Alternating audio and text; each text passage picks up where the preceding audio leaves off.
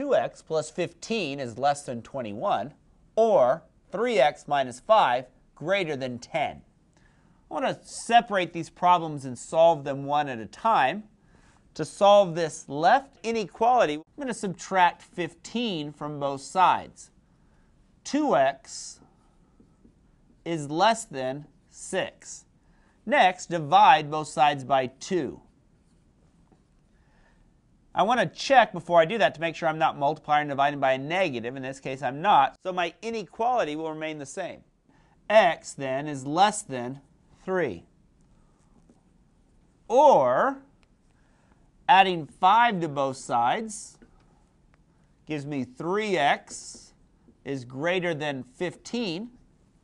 And dividing both sides by 3, again, the 3 is positive, so my inequality will remain the same. X is greater than 5. Now I'm ready to come down to my graph and graph these points. I'm going to put an open dot at 3 and an open dot at 5. Next, I want to ask myself, for the 3, is x bigger or smaller than 3, greater than or less than? In this case, it's less than, so the way I would shade would be to the left, because the less than numbers, those numbers smaller, are to the left. As far as the 5, if I ask myself, is x bigger or smaller? Greater than or less than 5?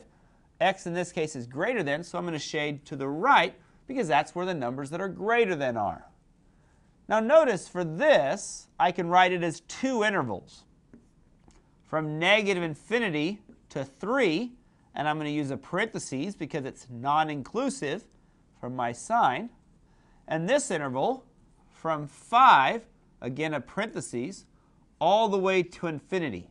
Because I want to express both of these, though, I'm going to use my union symbol. So my answer would be from negative infinity to 3, union 5 to infinity.